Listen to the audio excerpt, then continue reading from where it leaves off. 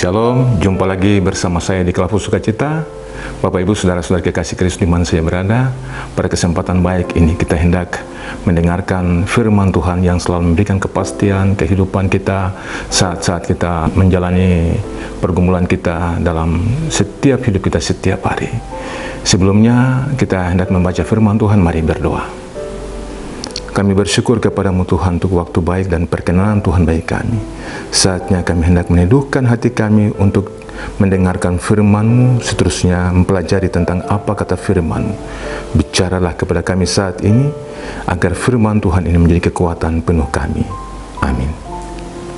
Bagian firman yang hendak kita pelajari bersama terdapat di dalam Injil Matius pasal yang ke-26, ayat yang ke-26. Berkata, penetapan perjamuan malam, ayat 26. Dan ketika mereka sedang makan, Yesus mengambil roti, mengucap syukur, memecah-mecahkannya, lalu memberikannya kepada murid-muridnya, dan berkata, ambillah, makanlah, inilah tubuhku. Bapak Ibu Saudara-saudari kekasih Kristus, bagian firman Tuhan yang telah kita pelajari bersama dalam menjalani masa raya kesengsaraan Tuhan Yesus, kita perlu dimampukan dan punya pengertian tentang bagian firman yang telah dibacakan bersama. Sebenarnya bagian firman Tuhan ini suatu rentetan perjalanan Yesus bersama murid-murid pada saat hari raya Paskah, di mana mereka hendak duduk makan bersama dari roti yang tak beragi bersama-sama dalam suatu persekutuan. Maka Yesus meminta kepada murid-muridnya untuk mencari tempat tersendiri. Ya, pada pembacaan ke atas dari ayat yang ke-17 seterusnya bicara tentang mereka harus mencari tempat dari salah satu rumah kosong yang disebut dengan si Anu. Ya, ini rumah yang tidak disebutkan nama siapa itu, tetapi pada kesempatan baik itu mereka hendak bersama-sama dalam persekutuan untuk menikmati makan Paskah sesuai dengan hari raya orang Yahudi. Setiap tahun perayaan itu mereka lakukan. Nah, Bapak Ibu Saudara-saudari kekasih Kristus, pada ayat yang ke-26 bicara khusus tentang bagaimana Yesus mengambil roti ya yang melambangkan tentang tubuhnya sendiri. Ia mengambilnya, mengucapkan berkat dan memecah-mecahkannya. Setelah itu memberikannya kepada murid-murid dengan berkata, ambillah, makanlah, inilah tubuhku. Nah, kita akan lihat satu-satu bagian daripada apa yang dikatakan oleh Yesus tentang roti yang melambangkan tentang tubuhnya sendiri. Bapak Ibu Saudara-saudari kekasih Kristus di mana saya berada, ia mengambil roti yang melambangkan tentang tubuhnya sendiri. Sebenarnya itu bagian daripada apa yang ia harus alami bersama dengan murid-muridnya, suatu pengajaran akhir dari jalan hidupnya tentang penderitaannya. Dengan berkata demikian, ia mau katakan bahwa sebenarnya tubuhnya sendiri itu adalah anugerah terbesar, anugerah terindah yang hendak diberikan kepada manusia, kepada murid-muridnya untuk dialami supaya anugerah itu juga menjadi bagian daripada hidup mereka. Ambillah dan makanlah. Setelah ia memecah-mecahkan dan memberikannya kepada mereka.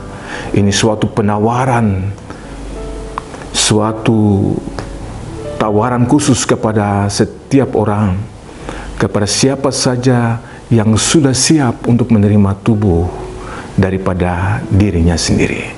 Dan karena itu sebenarnya bagian yang disampaikan ini adalah bagian yang khusus kepada setiap orang, ya, saat ia memberikan tubuhnya, darahnya.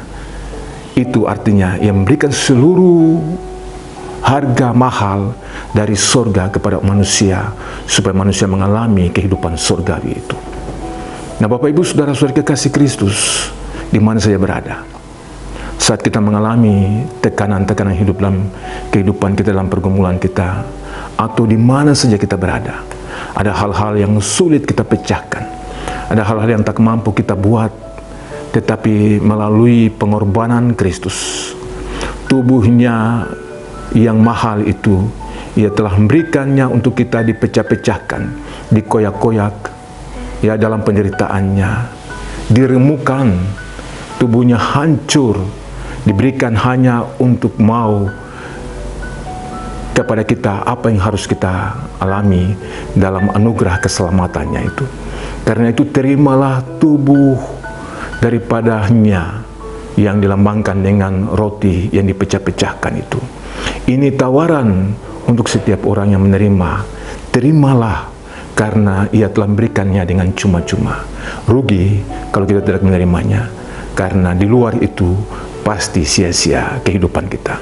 Tetapi orang yang menerimanya karena ia telah menawarkan dirinya dalam tawaran anugerah itu, maka setiap orang yang percaya dapatkan kepastian hidup dan jaminan keselamatan.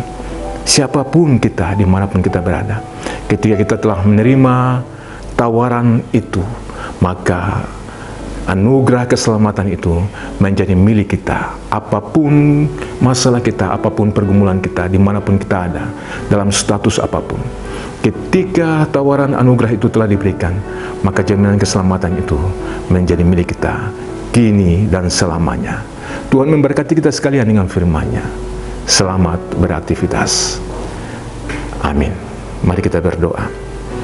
Tuhan, terima kasih banyak, kami bersyukur untuk kasih setia-Mu yang telah Engkau anugerahkan bagi kami, yang telah Engkau berikan bagi kami lewat tubuh-Mu yang telah dikoyak-koyak, dipecah-pecahkan, diremukan untuk keselamatan kami.